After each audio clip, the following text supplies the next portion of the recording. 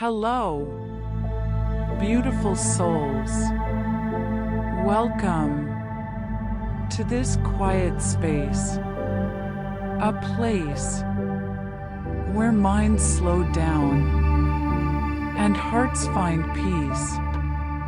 Before we begin this gentle, sleepy journey, just a small moment of gratitude.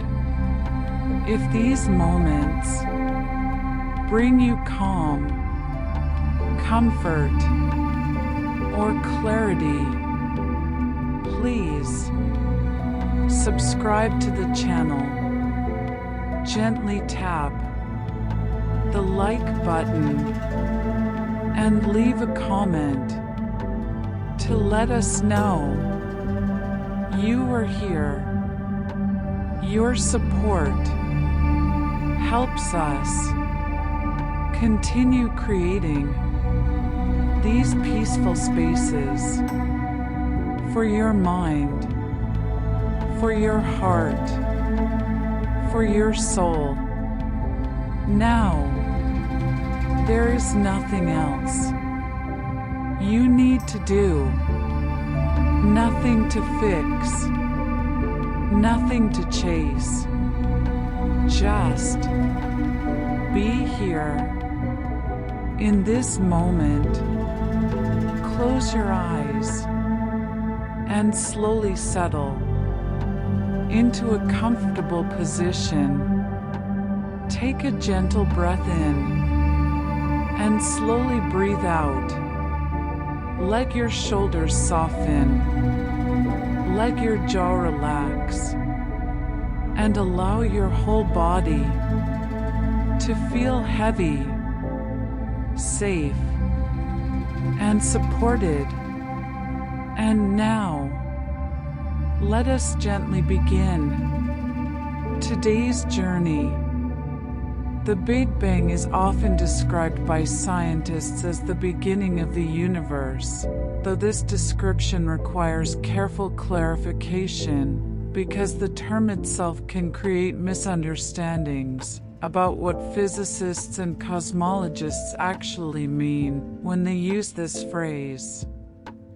When researchers discuss the Big Bang in scientific contexts, they are referring to a theoretical framework that describes the universe as having existed in an extremely hot and extremely dense state approximately 13.8 billion years ago, and from that state, the universe has been expanding and cooling continuously ever since.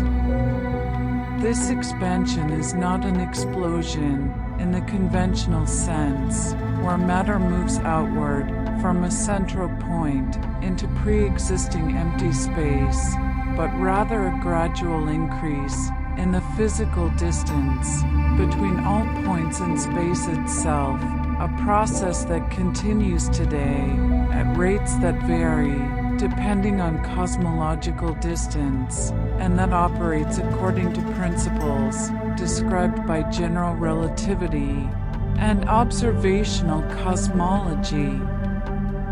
The distinction between an explosion and cosmic expansion is subtle, but fundamentally important to understanding how cosmologists model the early universe. An explosion, in everyday language, suggests matter being forcefully ejected from a specific location outward into surrounding space, implying that there is a center from which the explosion originates, and edges where the expanding material meets empty space.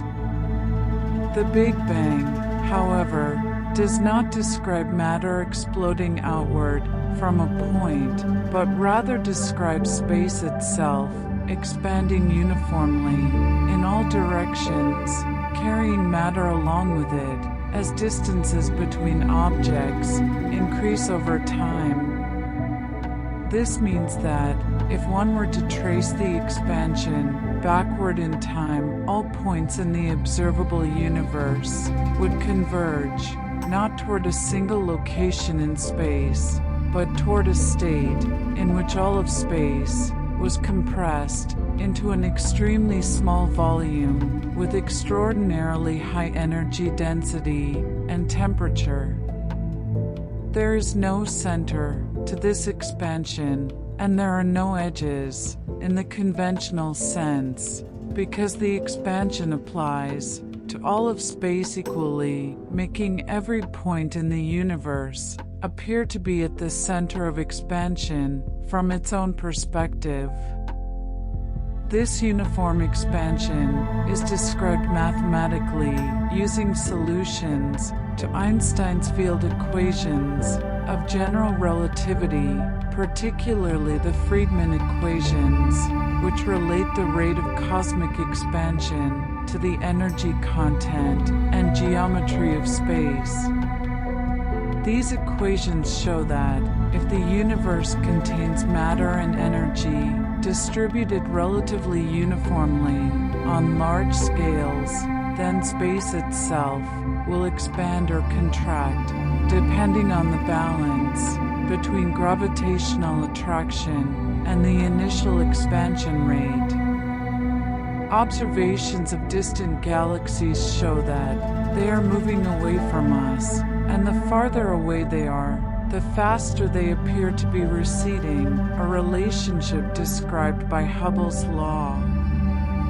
This observation is consistent with a universe in which space itself is expanding, carrying galaxies along with it, rather than galaxies moving through static space. The rate of this expansion is quantified by the Hubble parameter, which has been measured through various observational techniques, and which provides a way to estimate the age and size of the observable universe. When cosmologists describe the early universe, they are working backward from current observations using physical laws that are believed to apply uniformly throughout cosmic history. The universe today is relatively cool, with an average temperature of approximately 2.7 Kelvin, a measure that comes from the cosmic microwave background radiation that fills all of space.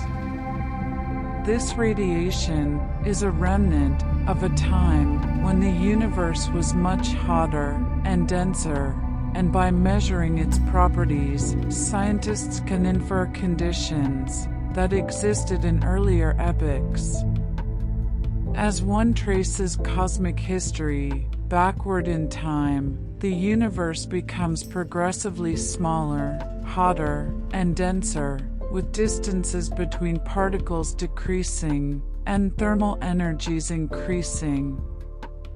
This process of extrapolation backward is not unlimited, because at extremely high energies and densities, the physics becomes less certain and requires theories that go beyond currently well-tested frameworks. However, for much of cosmic history, starting from fractions of a second after the initial hot dense state, the physical processes are reasonably well understood and can be modeled using established theories of particle physics and thermodynamics. The concept of spacetime expansion is central to understanding how cosmologists think about the Big Bang.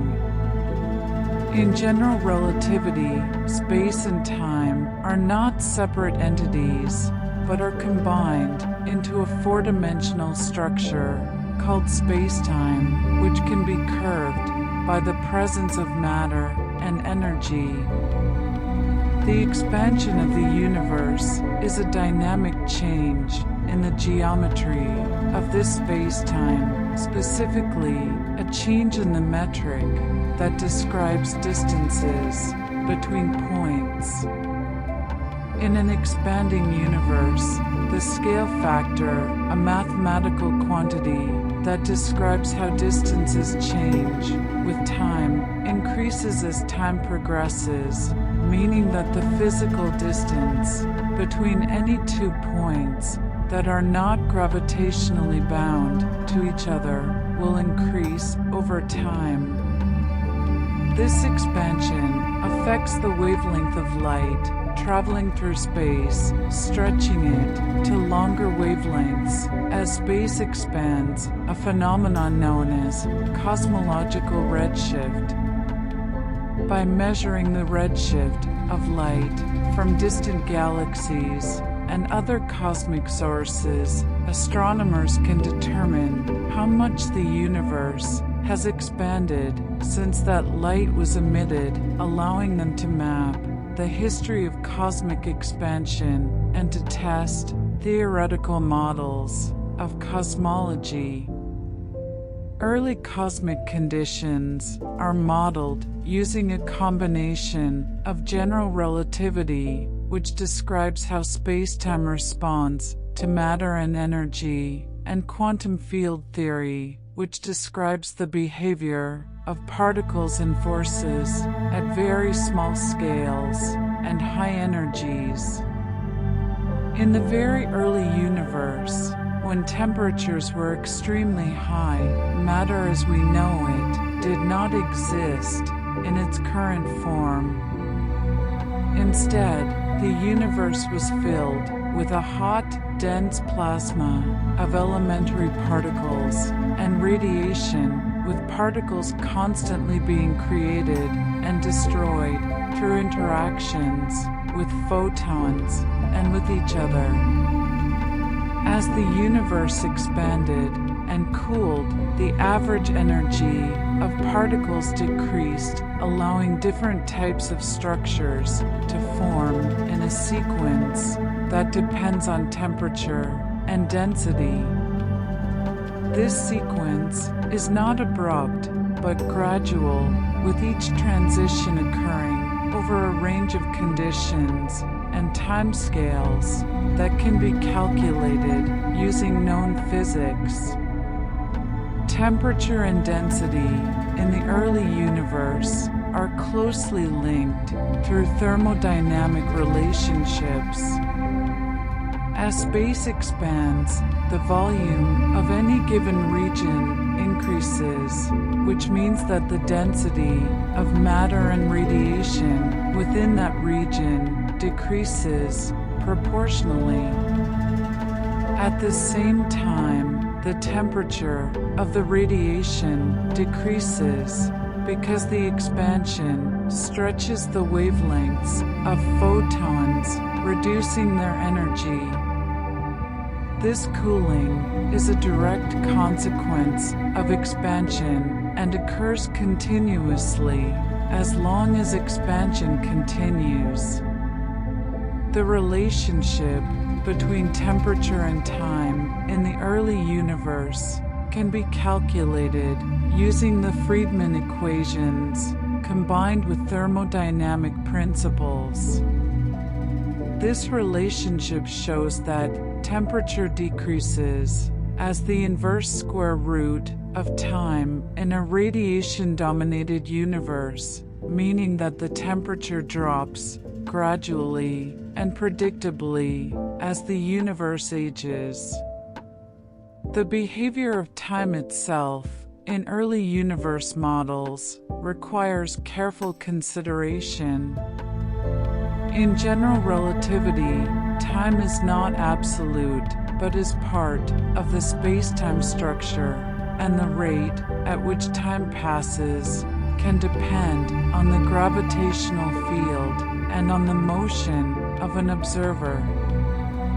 In cosmology, time is typically measured using what is called cosmic time, which is the time measured by a hypothetical observer who is at rest with respect to the overall expansion of the universe.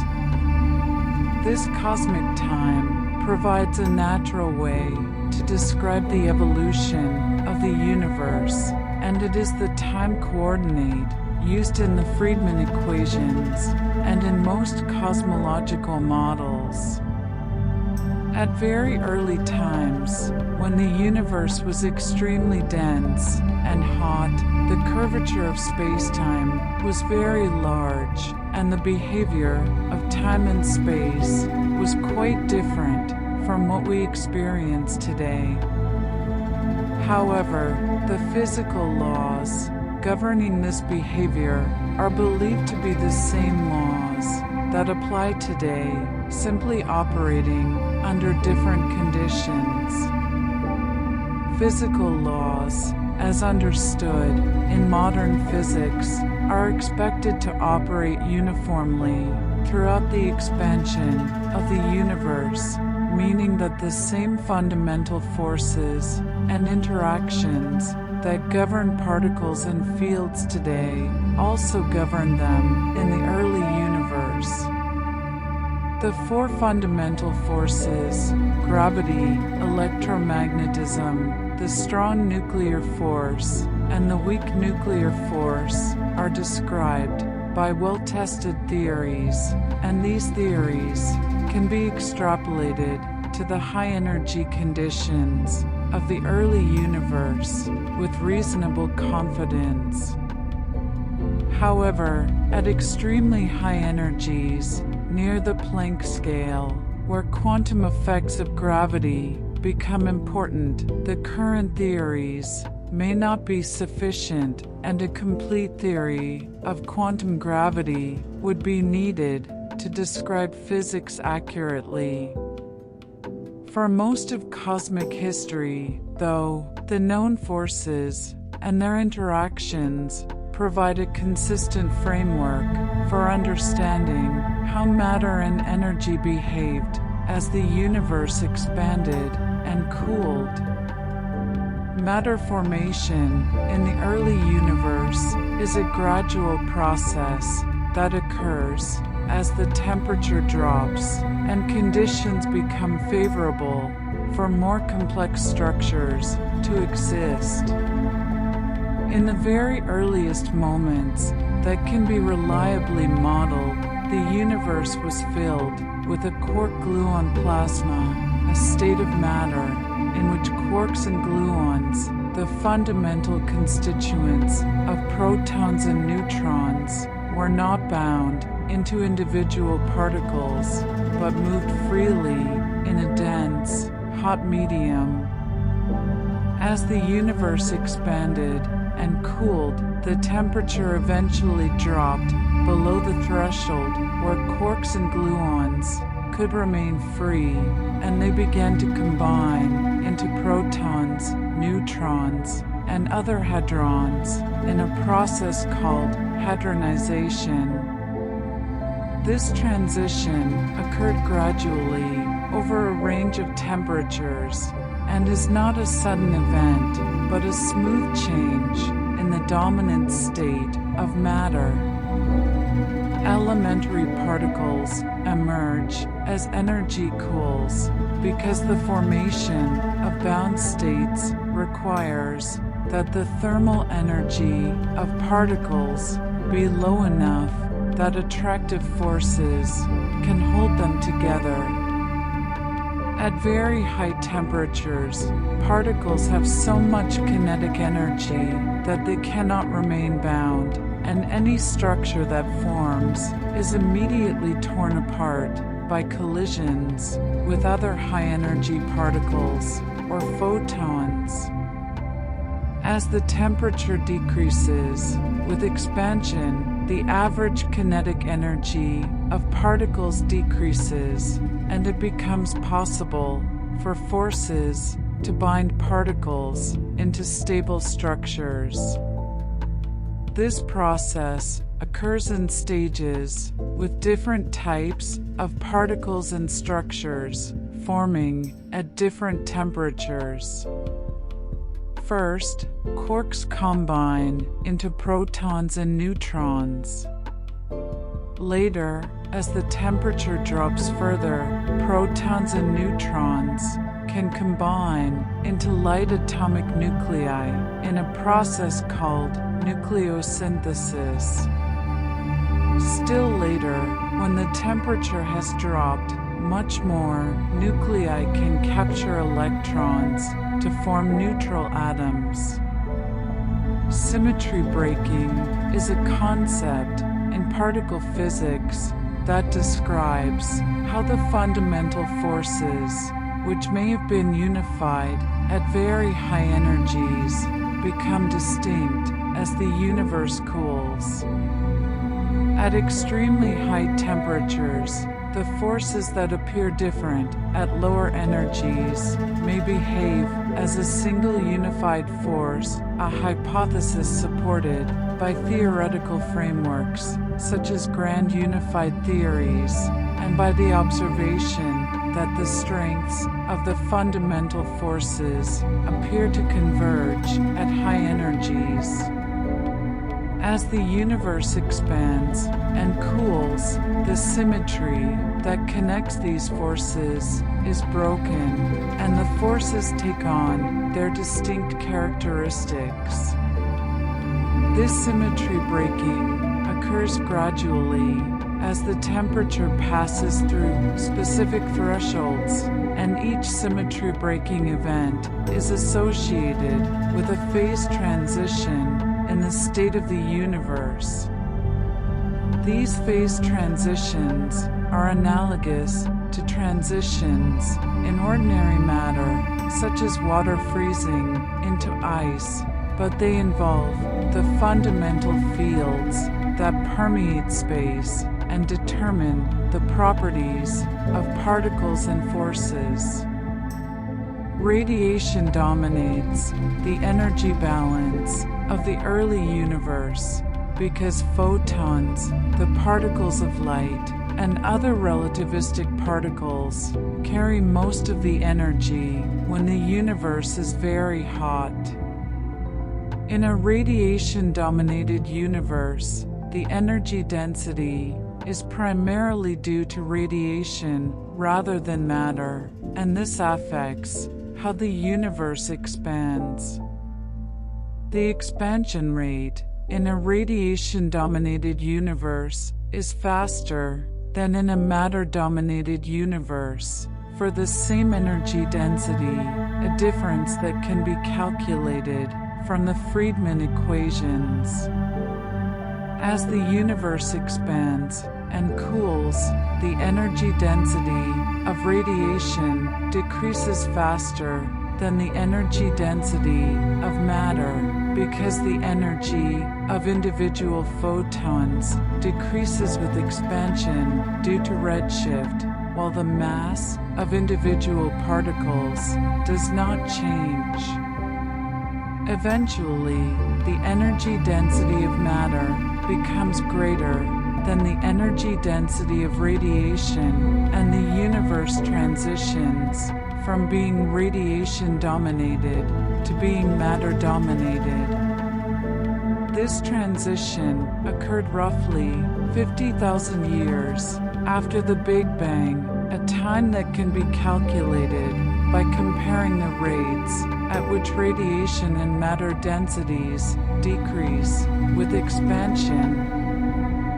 Matter-radiation interaction in the early universe is governed by the coupling between photons and charged particles. In a hot, dense plasma, photons interact frequently with electrons and protons through electromagnetic forces, a process called scattering. These interactions keep the matter and radiation in thermal equilibrium, meaning that they have the same temperature and exchange energy efficiently. As the universe expands and the density decreases, the rate of interactions between photons and charged particles decreases because there are fewer particles per unit volume, and because the cross-section for interactions depends on particle energies, which also decrease with cooling. This decrease in interaction rate is gradual and continuous, and it leads eventually to a state where photons can travel freely through space without scattering off matter, a transition known as decoupling. Neutral atom formation occurs during a period called recombination, although this term is somewhat misleading because the electrons and nuclei are combining for the first time rather than recombining. Recombination happens when the temperature of the universe drops to approximately 3000 Kelvin, low enough that electrons can be captured by protons to form neutral hydrogen atoms without being immediately ionized again by collisions with high-energy photons. This process occurs gradually over a range of temperatures and times because not all regions of the universe have exactly the same density and temperature, and because the ionization and recombination processes are statistical in nature, with rates that depend on the number density of particles and photons. As more and more electrons combine with protons, the number of free charged particles decreases, which reduces the rate at which photons scatter off matter. Photon decoupling from matter is the process by which light ceases to interact frequently with particles and begins to travel freely through space. This decoupling occurs because the formation of neutral atoms removes most of the free electrons that photons scatter off of, making the universe transparent to radiation. Before decoupling, photons were constantly scattering off electrons, which meant that light could not travel far without being redirected, making the universe opaque. After decoupling, photons could travel across vast distances without scattering, allowing them to stream freely through space.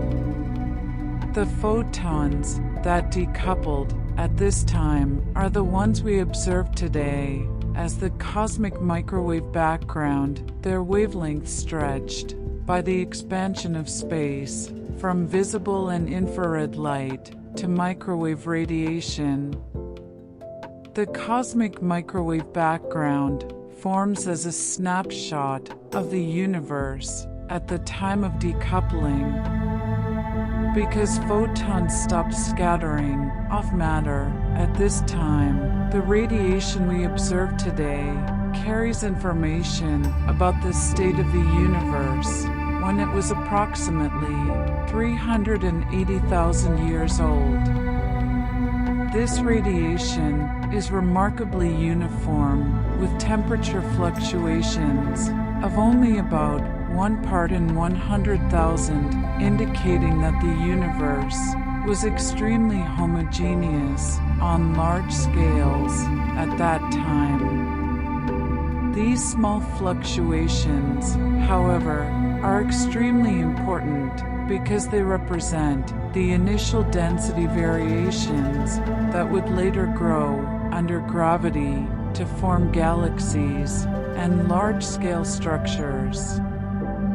The properties of the cosmic microwave background, including its temperature spectrum and the pattern of fluctuations, provide strong evidence for the Big Bang model and allow cosmologists to measure fundamental parameters of the universe with high precision. Early structure formation does not occur immediately after the Big Bang, but requires millions of years of gravitational growth. The small density fluctuations present in the early universe, which can be seen in the cosmic microwave background, serve as the seeds for structure formation. In regions where the density is slightly higher than average, gravity causes matter to accumulate slowly over time, making the density contrast grow. This process is opposed by the pressure of matter and by the expansion of space, both of which tend to resist the collapse of material into denser regions. In the early universe, when radiation dominated and when matter was coupled to radiation, pressure forces were strong enough to prevent significant gravitational collapse. Only after matter decoupled from radiation and after the universe became matter-dominated did gravitational collapse begin to proceed effectively. Gravity amplifies density variations through a process that is slow and incremental. A region that is slightly denser than its surroundings has a slightly stronger gravitational field, which attracts more matter from nearby regions, making the density contrast grow over time. The rate at which this growth occurs depends on the initial amplitude of the fluctuations on the density and composition of matter in the universe and on the expansion rate. In the early matter-dominated era, density fluctuations grew relatively slowly, increasing in amplitude proportionally to the scale factor of the universe, meaning that they doubled in strength each time the universe doubled in size. This linear growth continued until the density contrasts became large enough that nonlinear effects became important, at which point the collapse accelerated and structures began to form in a more complex manner. Structure formation takes millions of years because the processes involved operate on cosmological timescales. The first small objects, roughly the mass of galaxies, began to collapse and form when the universe was a few 100 million years old.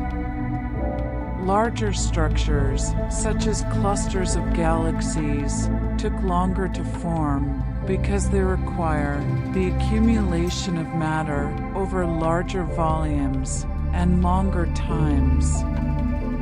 The hierarchical nature of structure formation, in which small objects form first and then merge to form larger objects, is a natural consequence of gravitational dynamics and is supported by observations of the distribution of galaxies and by numerical simulations that model the evolution of cosmic structure under gravity.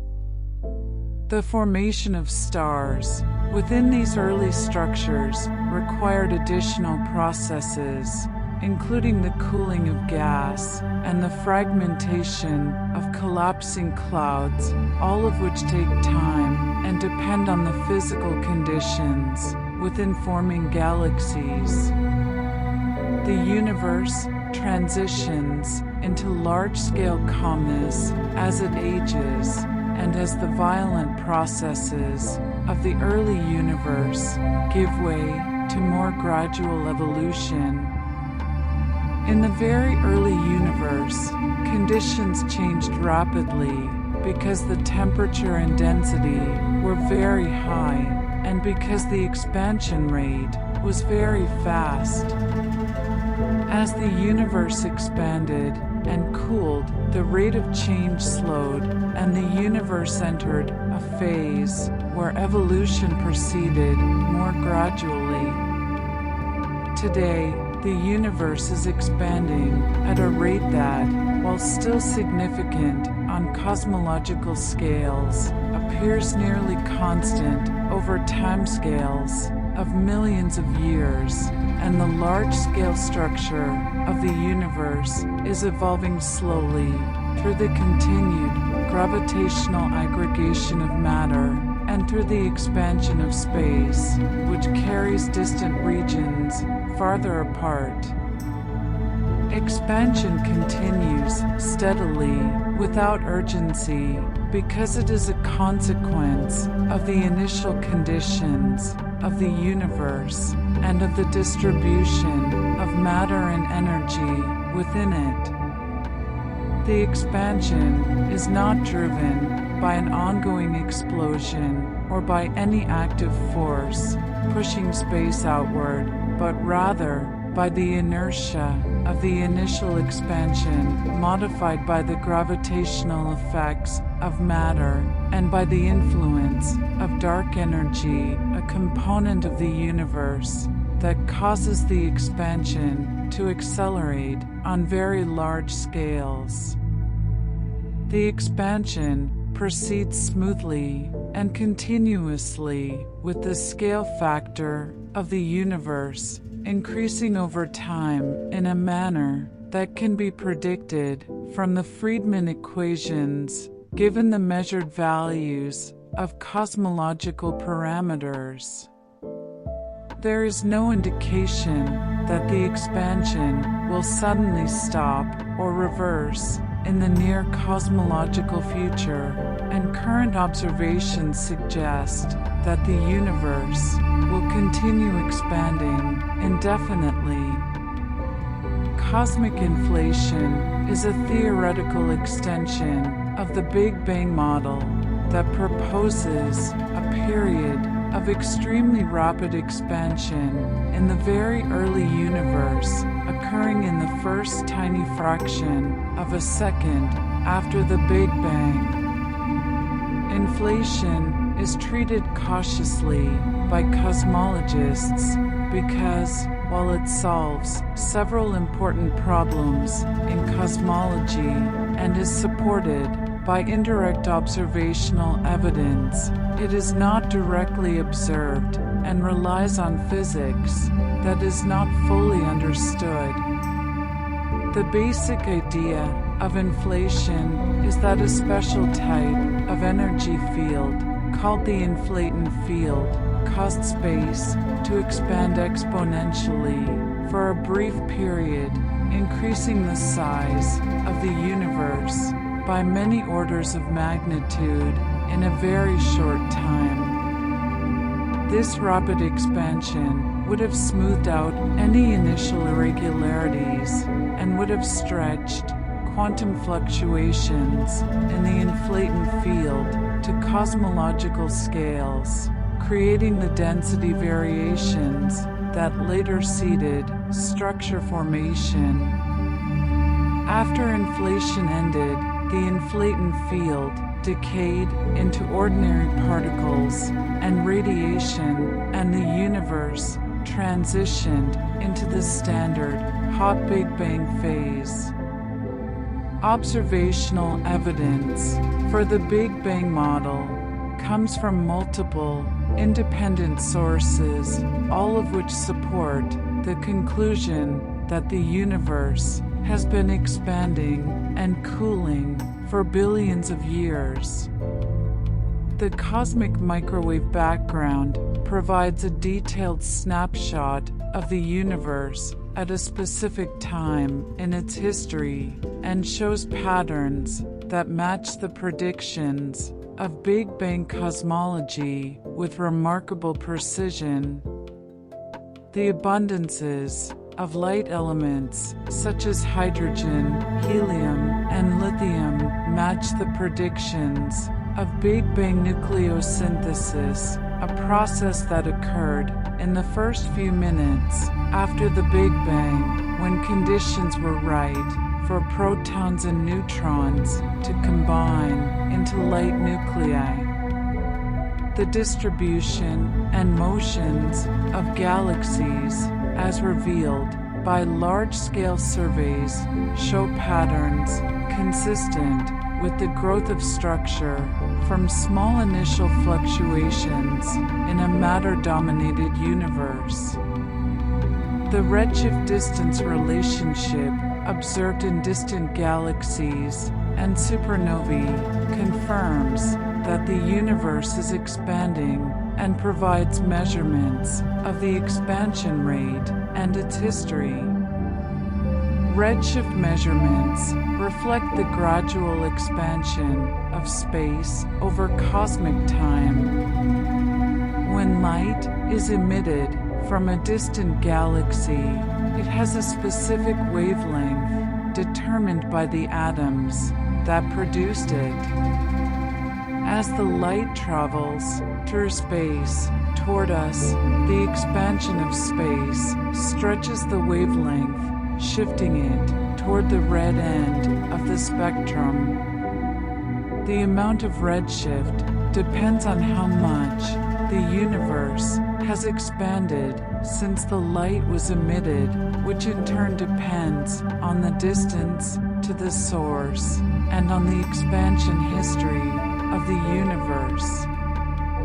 By measuring the redshift of light from distant objects and comparing it to their distance, astronomers can map the expansion history and test cosmological models.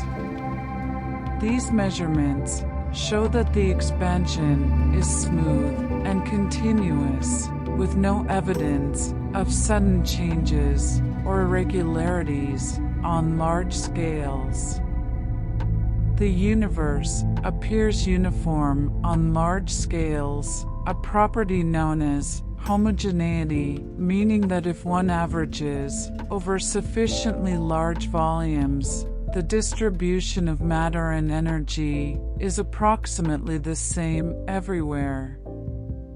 This uniformity is evident in the cosmic microwave background, which has the same temperature in all directions to within 1 part in 100,000, and in the large-scale distribution of galaxies, which shows a uniform average density when surveyed over hundreds of millions of light years.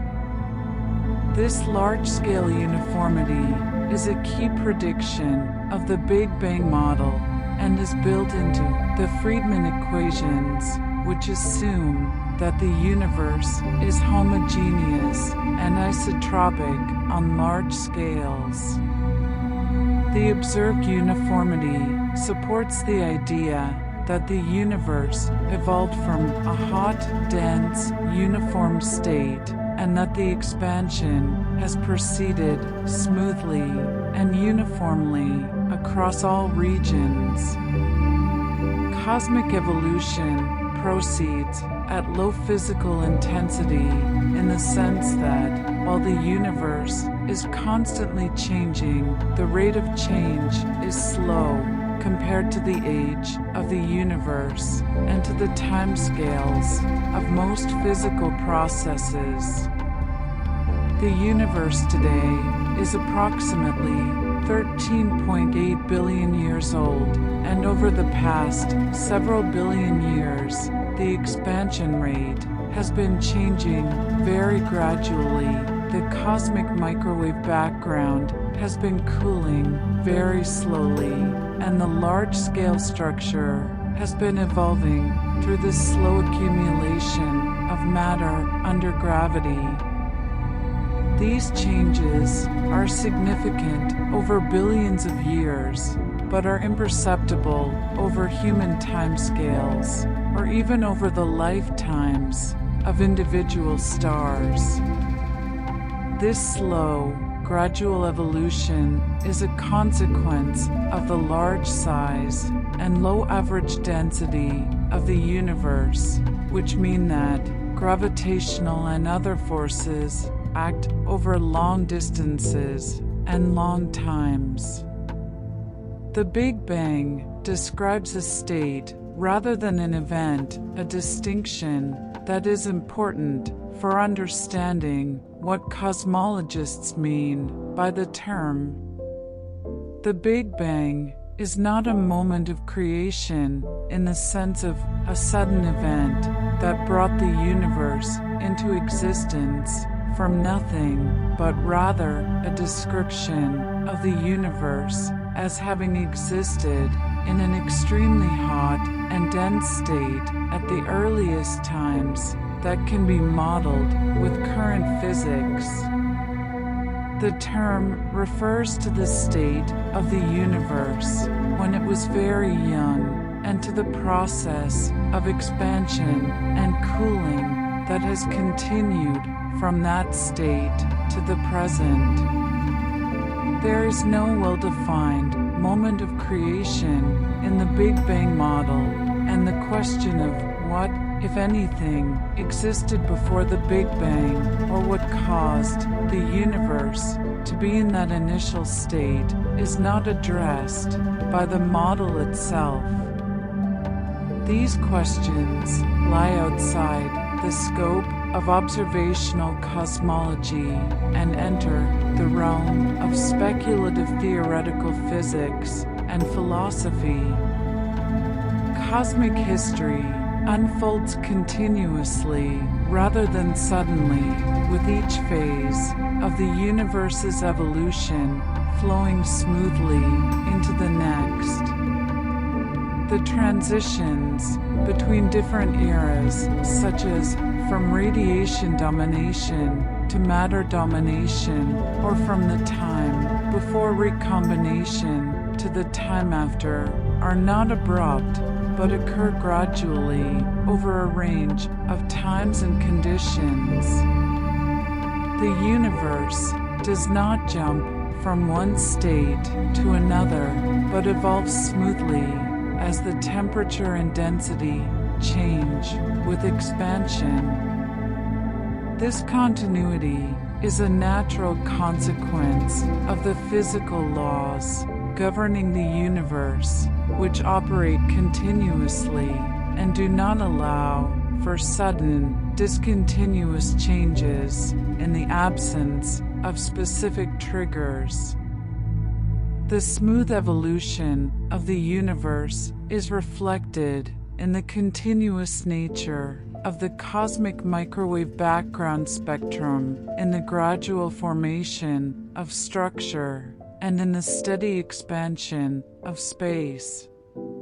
Large-scale cosmic change is slow and repetitive in the sense that the processes governing the evolution of the universe operate over billions of years and involve the same fundamental mechanisms acting repeatedly across different regions and at different times.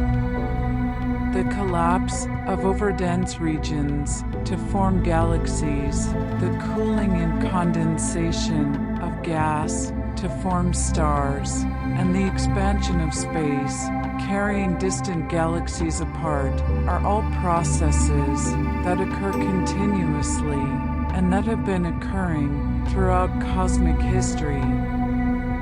The universe today is still undergoing these same processes, and the large-scale structure continues to evolve slowly through the ongoing action of gravity and expansion.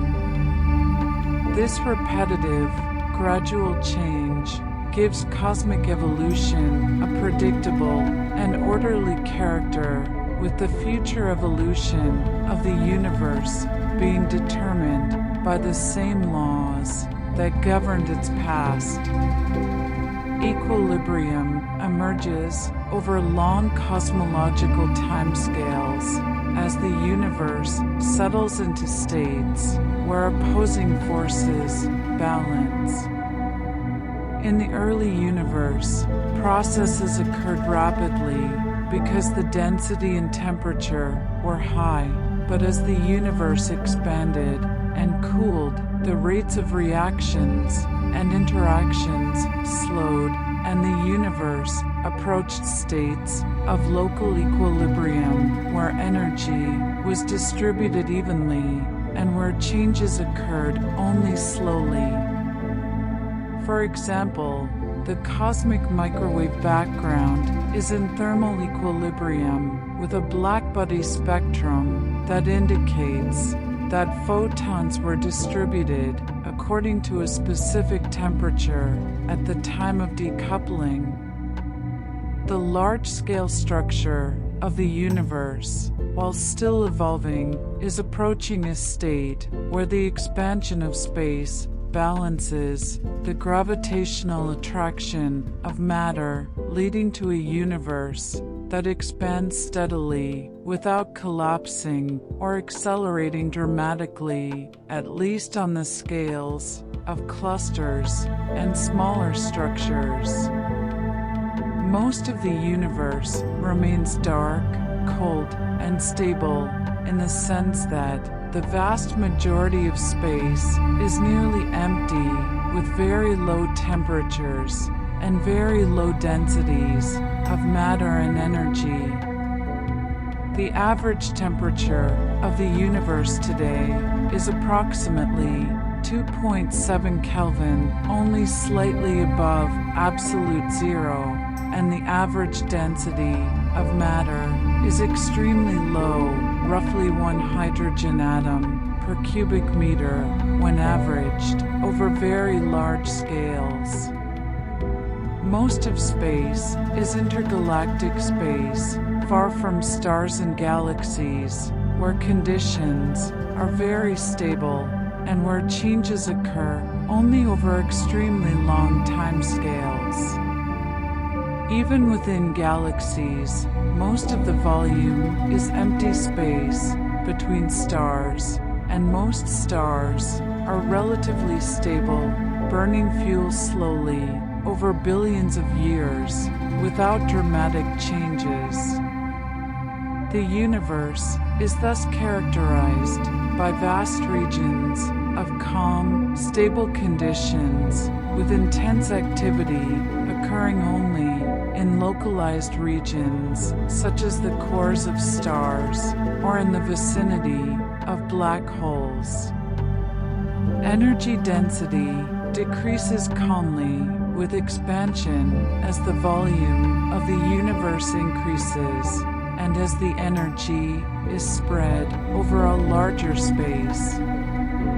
The energy density of matter decreases as the inverse of the volume, meaning that if the universe doubles in size, the energy density of matter is reduced by a factor of 8. The energy density of radiation decreases even faster as the inverse of the volume times the inverse of the scale factor, because the energy of individual photons decreases with expansion due to redshift. This decrease in energy density is smooth and continuous, following directly from the expansion of space, and it leads to the gradual cooling of the universe over time. The decrease in energy density also affects the expansion rate, because the Friedmann equations show that the expansion rate depends on the total energy density, with higher densities leading to faster expansion and lower densities leading to slower expansion, though the relationship is modified by the presence of dark energy. Cosmic motion feels still despite constant change, because the speeds of objects in the universe, while potentially very large in absolute terms, are small compared to the distances involved, making changes appear slow from any given perspective. A galaxy that is billions of light years away may be receding from us at a significant fraction of the speed of light due to the expansion of space, but because it is so far away, its apparent motion across the sky is negligible, and it appears almost stationary when observed over human timescales. Even the motion of nearby galaxies within galaxy clusters, which are moving due to gravitational interactions rather than cosmic expansion, are slow compared to the size of the cluster, and changes in the structure of the cluster occur over millions or billions of years. From the perspective of an observer in the universe, cosmic motion is mostly imperceptible in everyday experience, and the universe appears stable and unchanging, even though it is constantly expanding and evolving on cosmological scales. Physical processes accumulate over billions of years to produce the large-scale structure and the diversity of objects we observe in the universe today. The formation of galaxies, the evolution of stars, the production of heavy elements in stellar cores and supernovae, and the assembly of planets and other objects all required billions of years of slow, incremental processes. Each generation of stars produces heavier elements that are ejected into space when the stars die, enriching the interstellar medium and providing the raw materials for the next generation of stars and planets. This cycle of star formation and death has been repeating throughout cosmic history, gradually increasing the abundance of heavy elements in the universe. The large-scale structure of the universe, with its filaments, clusters, and voids, has grown over billions of years through the slow action of gravity, which has been pulling matter into denser regions while expansion has been stretching the universe and creating ever larger voids. The universe tends toward large-scale balance in the sense that the various forces and effects acting on cosmic scales tend to produce stable, equilibrium states rather than runaway processes or catastrophic changes. Gravity attracts matter together, but pressure resists collapse, and in many cases, these forces balance to produce stable structures such as stars, which maintain a steady state by balancing the inward pull of gravity with the outward pressure from nuclear fusion in their cores. On the largest scales, the expansion of space, driven by dark energy, balances the attractive force of gravity, preventing the universe from collapsing and maintaining a steady expansion. This balance is not perfect or static, and the universe continues to evolve, but the evolution is orderly and predictable, with no tendency toward chaos or instability on large scales. Cosmic calm reflects low-rate physical interaction in the sense that most of the universe consists of space where particles and fields interact very rarely. In the intergalactic medium, the density of matter is so low that individual particles may travel for millions of years without colliding with another particle. Photons from the cosmic microwave background have been traveling through space for over 13 billion years since decoupling, crossing vast distances without scattering or being absorbed. Even within galaxies, where matter is much denser, most of the volume is empty space, and interactions are infrequent compared to the age of the universe. This low rate of interaction means that most of the universe is in a state of near isolation, with particles and fields evolving independently and interacting only occasionally. This isolation contributes to the stability and calm of the universe on large scales, as there are no frequent disturbances to create rapid changes or instability. The early universe, despite its high temperature and density, evolved through processes that, while energetic, were governed by physical laws that produced orderly and predictable outcomes. the quark gluon plasma that existed in the first microseconds after the Big Bang transitioned smoothly into a hadron gas as the temperature dropped, with quarks combining into protons and neutrons in a manner that can be modeled using quantum chromodynamics, the theory of the strong nuclear force. The subsequent nucleosynthesis of light elements occurred in the first few minutes, with protons and neutrons combining to form deuterium, helium, and trace amounts of lithium and other light elements in proportions that depend on the density of baryonic matter and on the expansion rate at that time. These proportions have been measured through observations of the oldest stars and of the cosmic microwave background, and they match the predictions of Big Bang nucleosynthesis to within a few percent, providing strong support for the model. The transition from a universe dominated by radiation to one dominated by matter occurred approximately 50,000 years after the Big Bang, a time that can be calculated by determining when the energy density of matter exceeded the energy density of radiation.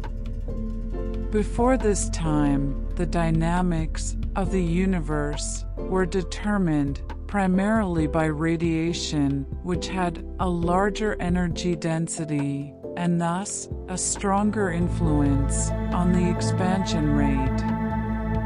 After this transition, matter became the dominant component, and its gravitational effects began to shape the evolution of the universe more strongly. This transition did not produce any dramatic observable effects, as it was a gradual change in the relative importance of different energy components, but it had important consequences for structure formation because the growth of density fluctuations was suppressed during the radiation-dominated era and only became efficient after the universe became matter-dominated. Recombination and decoupling, which occurred approximately 380,000 years after the Big Bang, marked the transition from an opaque universe to a transparent one. Before recombination, the universe was filled with a plasma of free electrons and protons and photons scattered frequently off the free electrons, preventing light from traveling far without being redirected. This made the universe opaque, similar to the interior of a star or a dense fog. As the universe cooled, electrons and protons combined to form neutral hydrogen atoms, removing the free electrons that photons scatter off of. Once most of the electrons were bound into atoms, the scattering rate dropped dramatically, and photons could travel freely through space.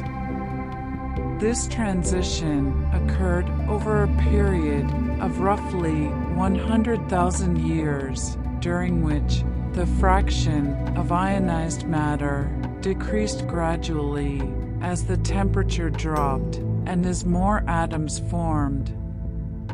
The photons that decoupled during this period are the ones we observe today as the cosmic microwave background, and their properties provide a detailed picture of the state of the universe at that time.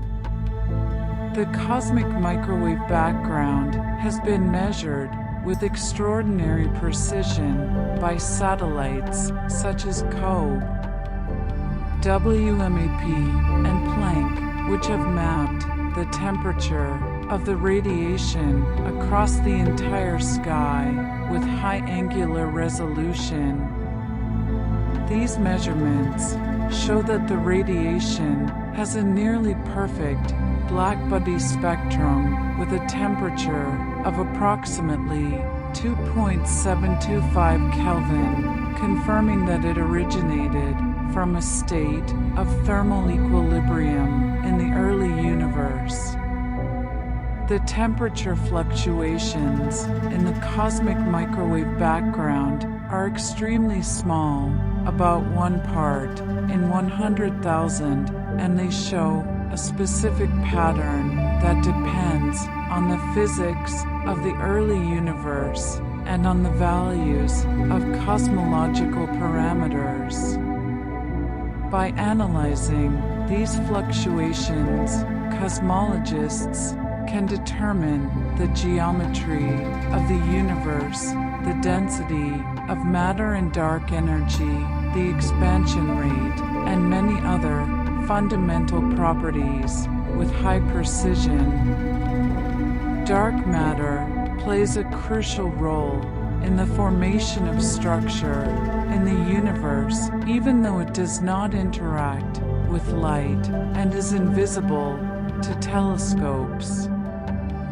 Dark matter is detected indirectly through its gravitational effects on visible matter and on light, and observations of galaxy rotation curves, gravitational lensing, and the large-scale distribution of galaxies all indicate that dark matter is far more abundant than ordinary matter, making up approximately 85% of the total matter in the universe.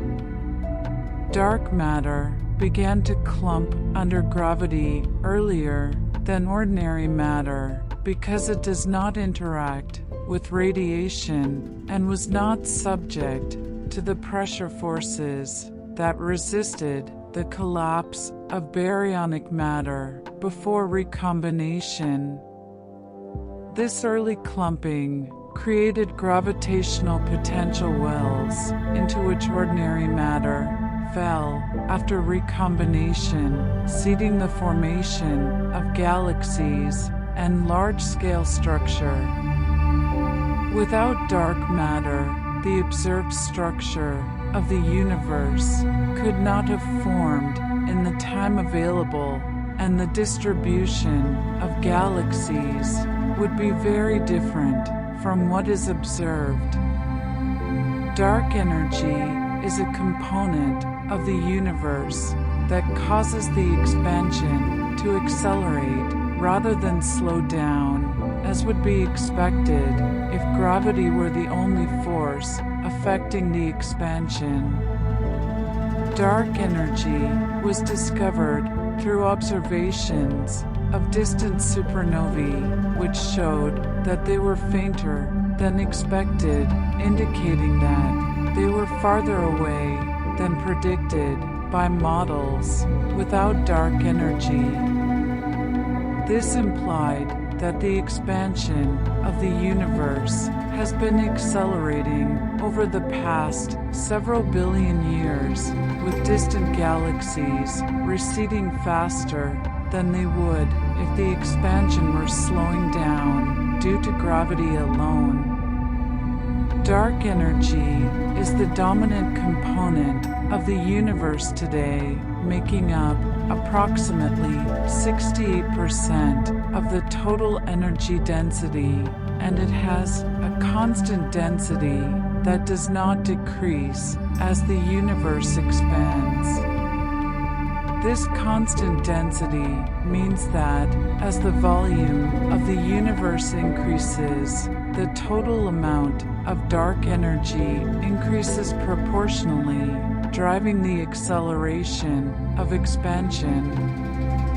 The nature of dark energy is one of the major unsolved problems in cosmology and physics. The simplest explanation is that dark energy is a cosmological constant, a term that can be added to Einstein's field equations, and that represents a constant energy density of empty space. This interpretation is consistent with observations, but it raises the question of why the cosmological constant has the particular value it does, which appears to be finely tuned to a very small but non-zero value.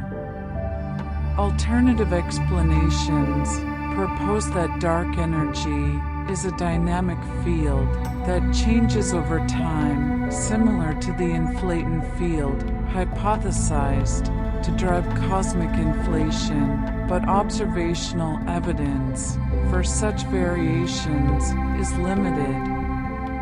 Regardless of its nature, dark energy has a profound effect on the fate of the universe because it causes the expansion to accelerate, making the universe grow ever larger and colder over time, with distant regions eventually receding faster than the speed of light due to the expansion of space. The future evolution of the universe, based on current observations and models, suggests a scenario in which the expansion continues to accelerate, driven by dark energy, leading to a universe that becomes increasingly empty and cold over time. Galaxies that are not gravitationally bound to each other will recede beyond each other's observable horizons, meaning that they will no longer be able to see or influence each other. Within gravitationally bound structures, such as galaxy clusters, stars will continue to form and evolve, but as the supply of gas is exhausted, star formation will slow and eventually cease. Existing stars will age and die, leaving behind remnants such as white dwarfs, neutron stars, and black holes. Over extremely long timescales, even these remnants will decay or evaporate, leaving a universe filled only with low-energy radiation and widely separated particles. This scenario, known as the heat death or big freeze, represents the ultimate state of maximum entropy, where all available energy has been dispersed and no further work can be extracted. The observable universe is limited by the distance light has been able to travel since the Big Bang, a distance known as the particle horizon. Because the universe has a finite age, and because light travels at a finite speed, there is a maximum distance from which light could have reached us, and objects beyond this distance are not observable. The particle horizon is approximately 46 billion light-years away today, larger than the age of the universe times the speed of light, because space has been expanding during the time light has been traveling. Beyond the observable universe, there may be more space and more galaxies, and the universe may extend infinitely in all directions, but we cannot observe these regions because light from them has not had time to reach us.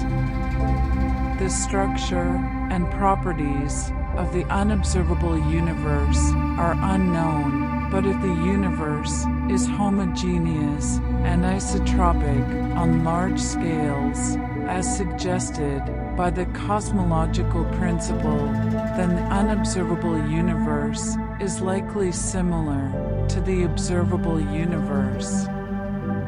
The cosmological principle states that the universe is homogeneous and isotropic on sufficiently large scales, meaning that it has the same properties everywhere and looks the same in all directions when averaged over large enough regions. This principle is a simplifying assumption that underlies most cosmological models, and it is supported by observations of the cosmic microwave background and of the large-scale distribution of galaxies. However, the principle is not exact, and there are fluctuations and structures on smaller scales that break the symmetry. The cosmological principle applies only when averaging over regions larger than several 100 million light-years, and on smaller scales, the universe is clearly inhomogeneous, with galaxies, clusters, filaments, and voids. The principle is useful because it allows cosmologists to describe the universe using relatively simple mathematical models that assume uniformity on large scales, making calculations tractable and predictions testable. General relativity provides the theoretical framework for understanding the large-scale structure and evolution of the universe.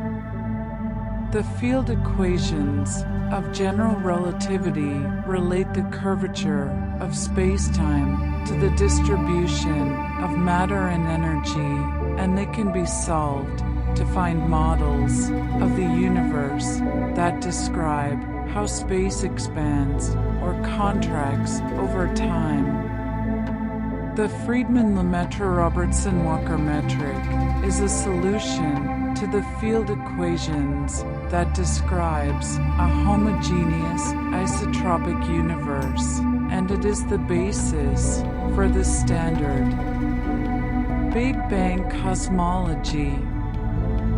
This metric contains a scale factor that describes how distances change with time, and the evolution of the scale factor is determined by the Friedmann equations, which relate the expansion rate to the energy density and the curvature of space. By measuring the expansion rate and the energy density through observations, cosmologists can determine the values of the parameters in the Friedmann equations and predict the past and future evolution of the universe. The curvature of space in general relativity can be positive, negative, or zero, corresponding to different geometries of the universe. A positively curved universe is analogous to the surface of a sphere where parallel lines eventually converge and the total volume is finite. A negatively curved universe is analogous to a subtle shape where parallel lines diverge and the total volume is infinite. A flat universe has zero curvature, and parallel lines remain parallel, with the geometry being that of ordinary Euclidean space extended to 3 dimensions. Observations of the cosmic microwave background indicate that the curvature of the universe is very close to zero within the measurement uncertainties, suggesting that the universe is either exactly flat or very nearly flat. A flat universe has important implications for the total energy density because the Friedman equations show that a flat universe requires the total energy density to be equal to a specific critical density that depends on the expansion rate. The critical density is the energy density required for the universe to be exactly flat, and it is approximately 10 to the power of minus 26 kilograms per cubic meter in today's universe. Observations indicate that the total energy density of the universe is very close to the critical density, with contributions from dark energy, dark matter, and ordinary matter adding up to approximately 100% of the critical density. This near-perfect balance is surprising and suggests that the early universe had initial conditions that were finely tuned to produce a flat universe, or that some mechanism, such as cosmic inflation, set the curvature to be very close to zero. Inflation can explain the flatness of the universe because the rapid expansion during inflation would have stretched any initial curvature to very large scales, making the observable universe appear flat regardless of the curvature on larger scales. The density parameter, often denoted by the Greek letter omega, is the ratio of the actual energy density to the critical density, and it is used to describe the composition of the universe. The density parameter for each component, such as matter, radiation, or dark energy, indicates the fraction of the critical density contributed by that component.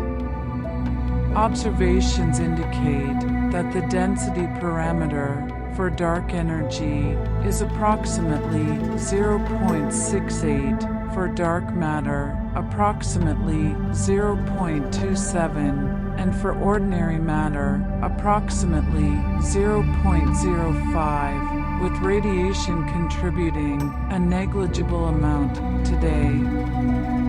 The sum of these density parameters is approximately 1, consistent with a flat universe. The values of the density parameters have changed over cosmic time as the universe has expanded and as the relative importance of different components has shifted, with radiation dominating in the early universe, matter dominating for most of cosmic history, and dark energy dominating today.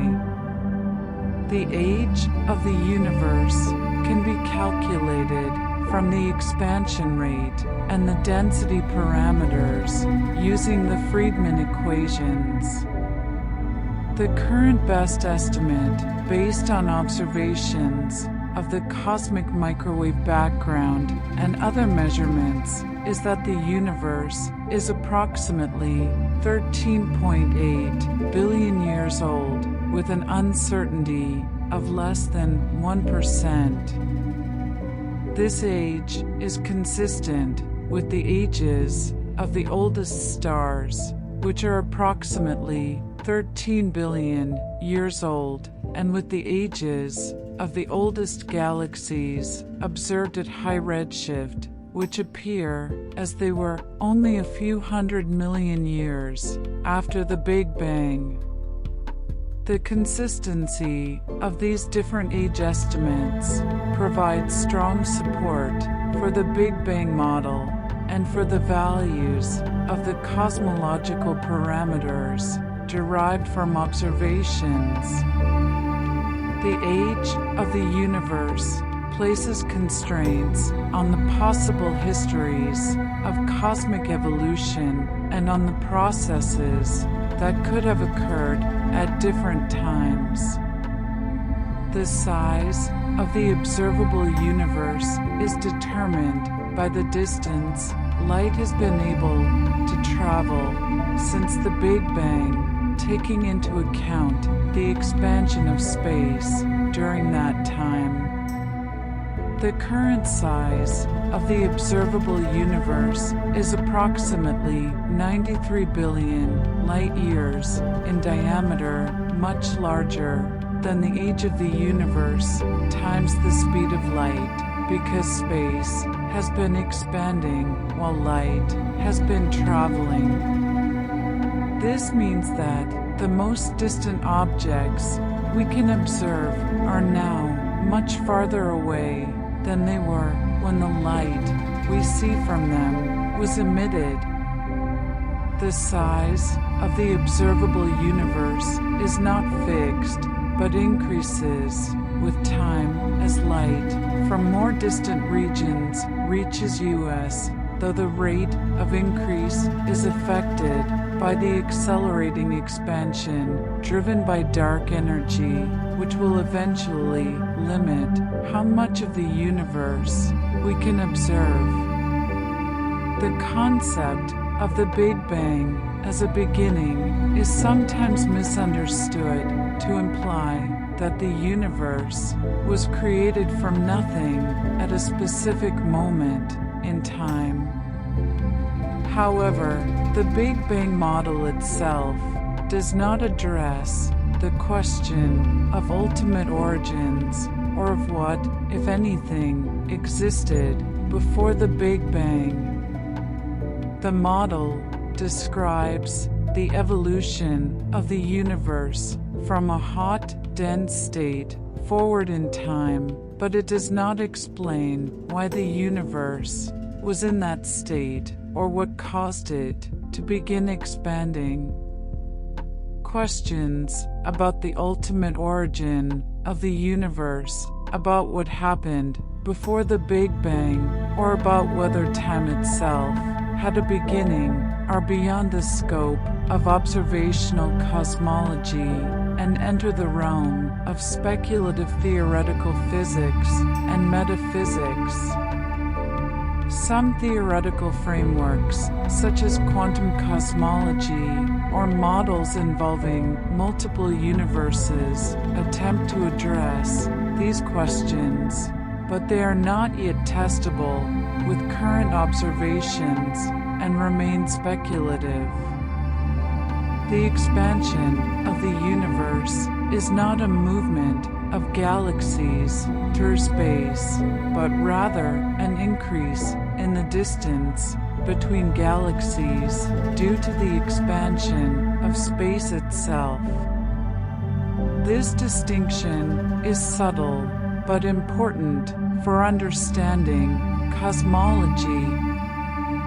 Galaxies are not moving away from each other in the sense of traveling through a pre-existing static space, but rather the space between them is increasing, carrying them along with it. This means that there is no center to the expansion and no edge to the universe, because every point in space is expanding relative to every other point.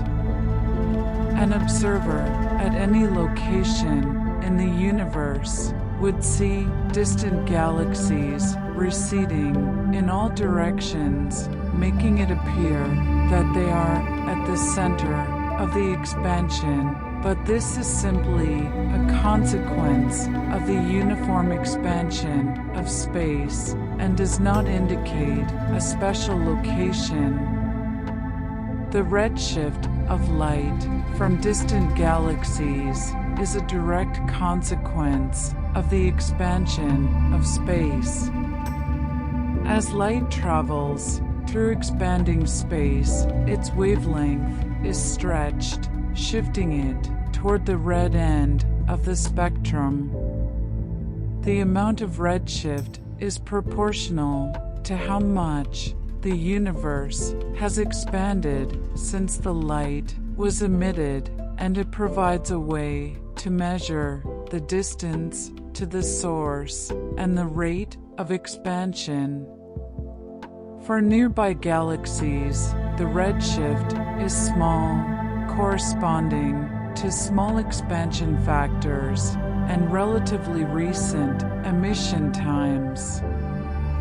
For distant galaxies, the redshift can be very large, indicating that the light was emitted when the universe was much smaller and younger.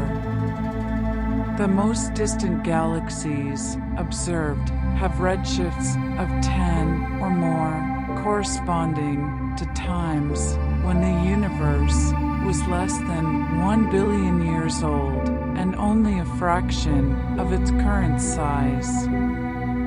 The Hubble constant, which describes the current rate of expansion of the universe, is one of the most important parameters in cosmology.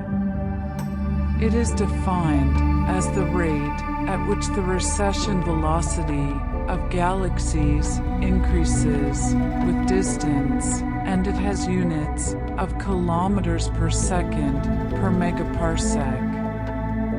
The current value of the Hubble constant, based on recent observations, is approximately 70 kilometers per second per megaparsec, though there is some tension between measurements made using different methods. This value indicates that a galaxy 1 megaparsec away is receding at approximately 70 kilometers per second due to the expansion of space, and a galaxy 2 megaparsecs away is receding at approximately 140 kilometers per second, and so on. The Hubble constant is not truly constant, but changes over cosmic time as the expansion rate changes due to the effects of matter, radiation, and dark energy. The deceleration parameter describes how the expansion rate of the universe is changing over time, and it is related to the second derivative of the scale factor with respect to time. A positive deceleration parameter indicates that the expansion is slowing down, as would be expected if gravity were the dominant force affecting the expansion. A negative deceleration parameter indicates that the expansion is accelerating as observed in the current universe due to the effects of dark energy. In the early universe, when matter and radiation dominated, the deceleration parameter was positive and the expansion was slowing down. As dark energy became more important, the deceleration parameter became negative and the expansion began to accelerate. The transition from deceleration to acceleration occurred approximately 4 billion years ago, a time that can be calculated from the density parameters and the expansion history. The concordance model of cosmology, also known as the lambda-CDM model, is the standard model that describes the universe as being composed of ordinary matter, cold dark matter, and a cosmological constant representing dark energy. This model is called the concordance model because it is consistent with a wide range of independent observations, including the cosmic microwave background, the large-scale distribution of galaxies, the abundances of light elements and the distances to distant supernovae. The lambda CDM model has 6 free parameters that can be determined from observations, and once these parameters are measured, the model makes specific predictions for the structure and evolution of the universe that can be tested against additional observations. The success of the lambda CDM model in matching observations is a strong indication that it captures the essential physics of the universe on large scales. The 6 parameters of the lambda CDM model include the density parameters for matter, dark energy, and radiation, the Hubble constant, the amplitude of initial density fluctuations, and the spectral index that describes how the amplitude of fluctuations varies with scale. These parameters have been measured with high precision using data from the cosmic microwave background and from other observations, and the values derived from different data sets are generally consistent, providing confidence in the model. The parameter values indicate that the universe is flat, that dark energy is the dominant component today, that dark matter is several times more abundant than ordinary matter, and that the initial density fluctuations were very small and had a nearly scale invariant spectrum as predicted by simple models of cosmic inflation. The process of structure formation in the universe is driven by the gravitational collapse of matter in regions where the density is slightly higher than average. These overdense regions attract more matter from their surroundings, making them denser still, while underdense regions lose matter and become voids. This process is called gravitational instability, and it operates on all scales, from the smallest objects to the largest structures in the universe. The growth of structure depends on the properties of dark matter, which does not experience pressure forces and can collapse freely under gravity, and on the expansion of the universe, which opposes collapse by increasing the distance between particles. The balance between these effects determines the rate at which structure grows and the characteristic scales of structures that form.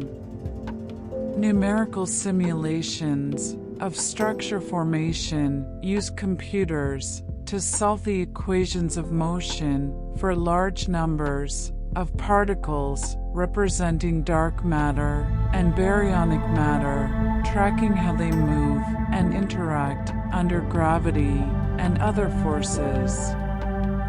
These simulations start with initial conditions based on the observed fluctuations in the cosmic microwave background and evolve forward in time using the laws of physics, producing predictions for the distribution of matter in galaxies at different times. The results of these simulations match observations of the large-scale structure of the universe remarkably well, showing that the lambda CDM model with cold dark matter can explain the formation of galaxies, clusters, and the cosmic web of filaments and voids. The simulations also provide insights into processes that cannot be observed directly, such as the role of dark matter in seeding structure formation and the complex interplay between gas, stars, and black holes in shaping galaxies. The cosmic web is the large-scale structure of the universe, consisting of filaments of galaxies and dark matter that connect dense clusters and surround large empty voids. This web-like structure is a natural outcome of gravitational collapse in an expanding universe where matter flows along density gradients into the densest regions, creating long filaments and leaving behind underdense voids. The cosmic web has been mapped through large surveys of galaxy positions, which show that galaxies are not distributed randomly, but are organized into a network of filaments and clusters. This structure reflects the initial density fluctuations in the early universe, amplified by billions of years of gravitational growth, and it provides a record of cosmic history that can be compared to theoretical predictions.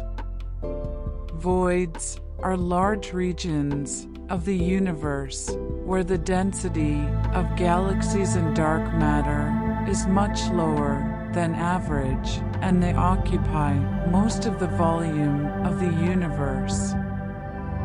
Voids form as matter flows out of underdense regions into surrounding filaments and clusters, leaving behind regions that are nearly empty.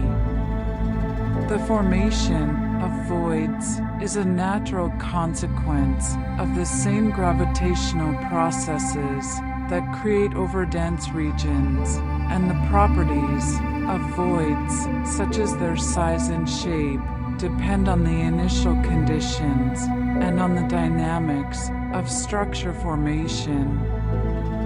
Observations of voids provide complementary information to observations of clusters and filaments, and they are used to test cosmological models and to constrain the properties of dark energy and dark matter.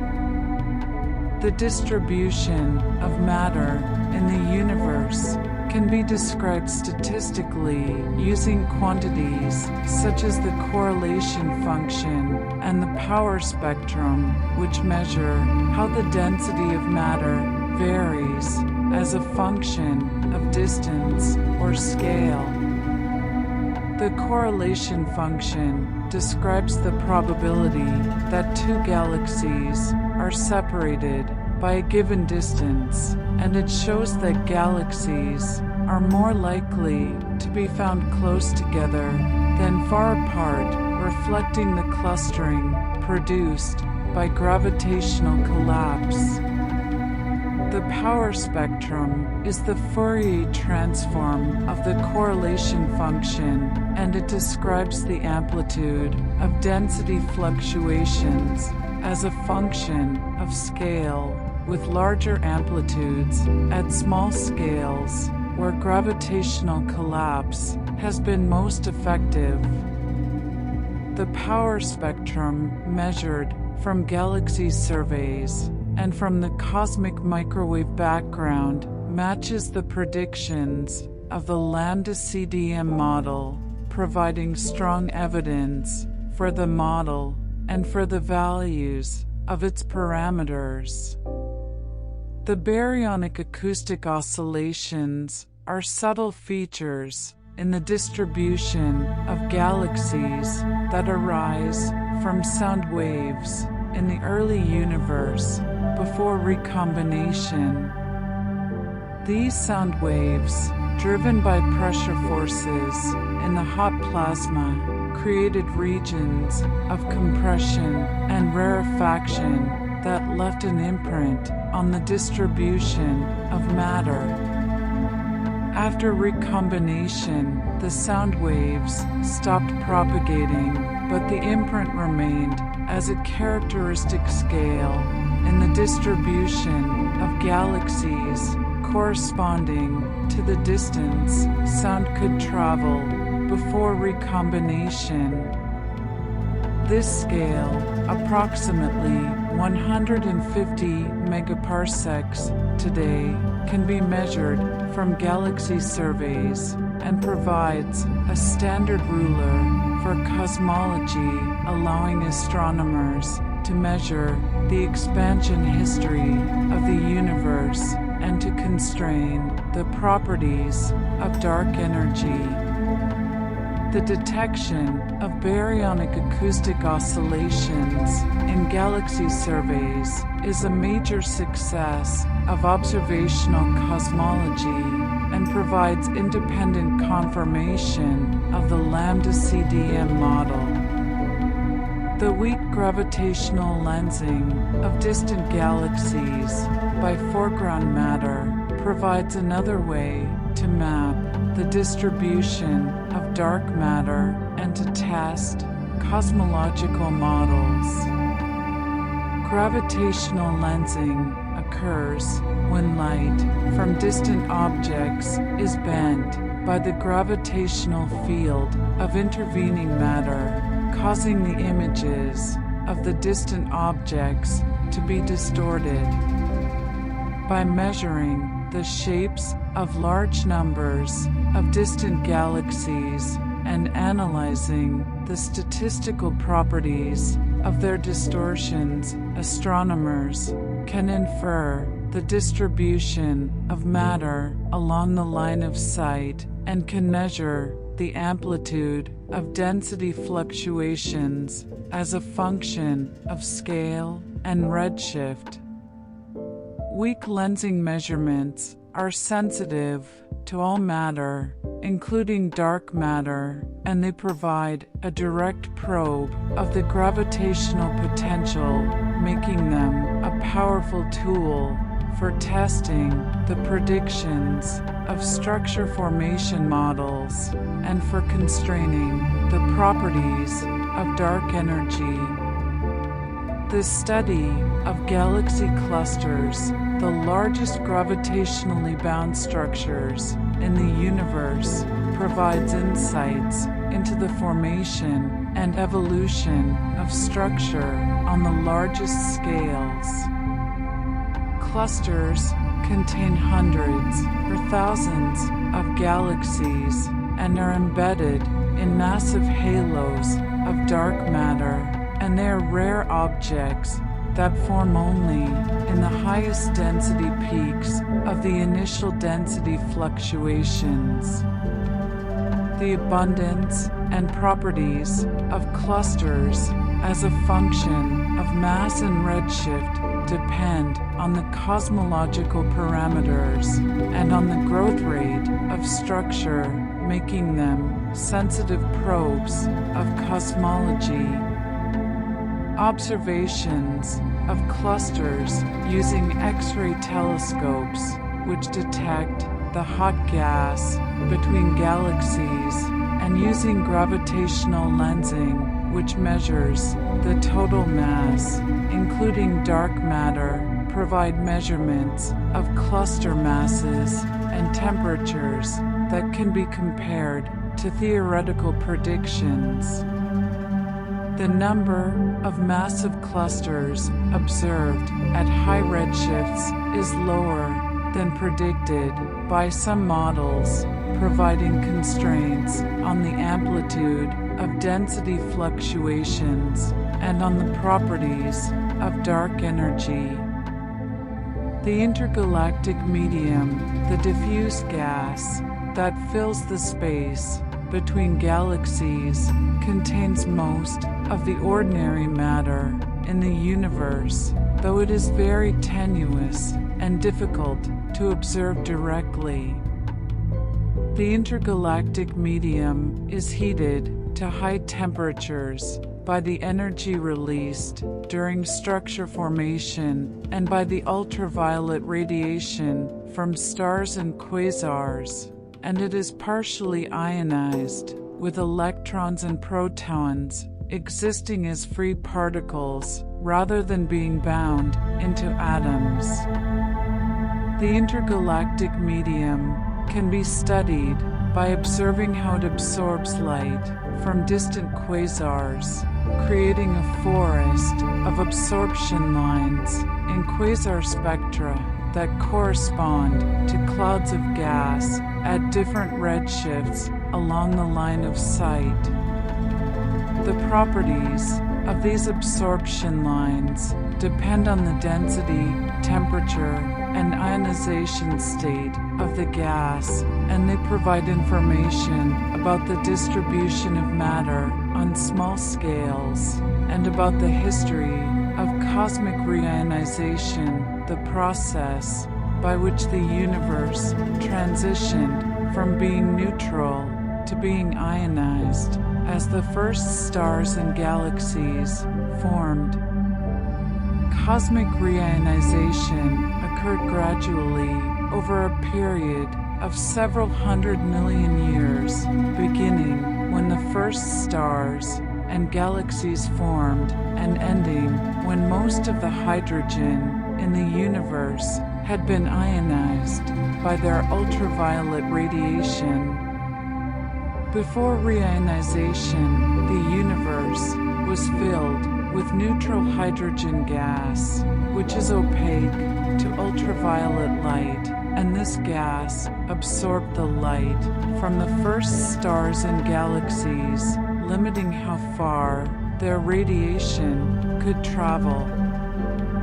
As more stars and galaxies formed, they produced enough ultraviolet radiation to ionize the surrounding gas, creating bubbles of ionized hydrogen that grew and eventually overlapped, filling the universe with ionized gas.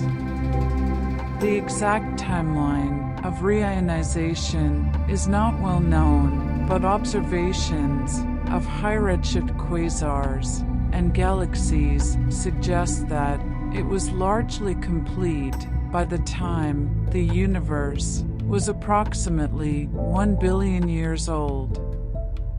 The first stars, known as population 3 stars, were formed from gas that contained only hydrogen and helium with no heavier elements, because those elements had not yet been produced. These stars were likely much more massive than typical stars today, because the absence of heavy elements made it difficult for gas to cool and fragment into smaller pieces, favoring the formation of very massive stars. Massive stars burn their fuel quickly and end their lives in supernova explosions that produce and distribute heavy elements into the surrounding gas, enriching it and changing the properties of subsequent generations of stars. The first stars played a crucial role in cosmic history by providing the energy that ionized the universe and by producing the first heavy elements, but they are too distant and faint to be observed directly with current telescopes, and their properties must be inferred from theoretical models and from indirect observations of their effects on the universe. The chemical evolution of the universe describes how the abundances of different elements have changed over time as stars have produced heavy elements and distributed them into the interstellar and intergalactic medium. In the very early universe, only hydrogen, helium, and trace amounts of lithium were present, produced during Big Bang nucleosynthesis. All heavier elements, from carbon and oxygen to iron and uranium, have been produced in stars through nuclear fusion and through supernova explosions. The abundance of heavy elements, often called metallicity, has increased steadily over cosmic time as more generations of stars have lived and died, and the metallicity of gas and stars is used as an indicator of their age and of the history of star formation in their environment. The most metal-poor stars observed today are very old and contain only tiny amounts of heavy elements consistent with having formed early in cosmic history from gas that had been enriched by only a few generations of stars. The Milky Way galaxy, our home galaxy, is a large spiral galaxy containing approximately 200 billion stars, along with gas, dust, and dark matter. The Milky Way formed gradually over billions of years through the merger of smaller galaxies and through the accretion of gas from the surrounding intergalactic medium. The oldest stars in the Milky Way, found in the halo and in globular clusters, are approximately 13 billion years old, nearly as old as the universe itself, while stars in the disk are younger on average, with ongoing star formation continuing today. The structure and evolution of the Milky Way provide insights into the processes of galaxy formation and into the history of cosmic structure formation, and studies of the motions and chemical compositions of stars in the Milky Way allow astronomers to reconstruct its formation history and to test models of galaxy evolution. Galaxies come in a variety of shapes and sizes, from small dwarf galaxies containing only a few million stars to giant elliptical galaxies containing trillions of stars. Spiral galaxies, like the Milky Way, have rotating disks with spiral arms, where star formation is ongoing, while elliptical galaxies are more spheroidal and contain mostly old stars with little ongoing star formation. Irregular galaxies have no well-defined structure and often show signs of interactions or mergers with other galaxies. The morphology of galaxies depends on their formation history, on their environment, and on processes such as mergers, gas accretion, and interactions with other galaxies. The distribution of galaxies of different types changes with redshift, with more irregular and compact galaxies observed at high redshifts, consistent with galaxies being assembled gradually through mergers and accretion over cosmic time.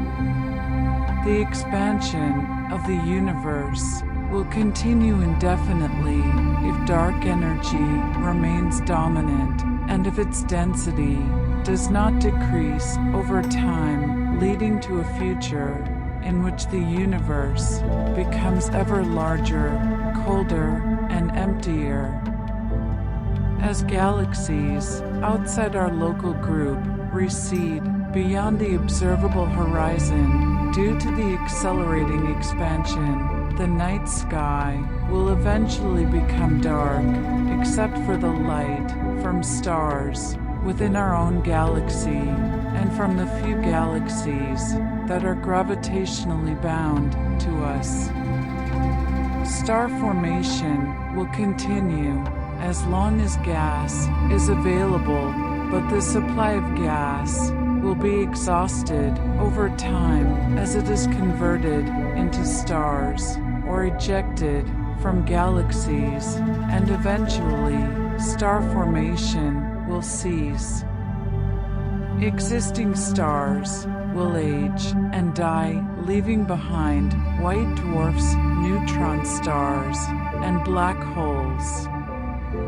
Over extremely long timescales, even these remnants will decay or evaporate, leaving a universe filled only with low-energy photons and widely separated particles in a state of maximum entropy, a scenario that represents the ultimate fate of a universe dominated by dark energy. And now, as the universe slowly settles into its endless rhythm, as the stars continue their ancient dance, there is nowhere you need to travel, nothing more to understand, nothing to hold on to. This moment is enough. You are floating. Let the vastness of the cosmos hold you. Let the darkness feel gentle and safe. Let your thoughts move like distant galaxies, slowly drifting through space.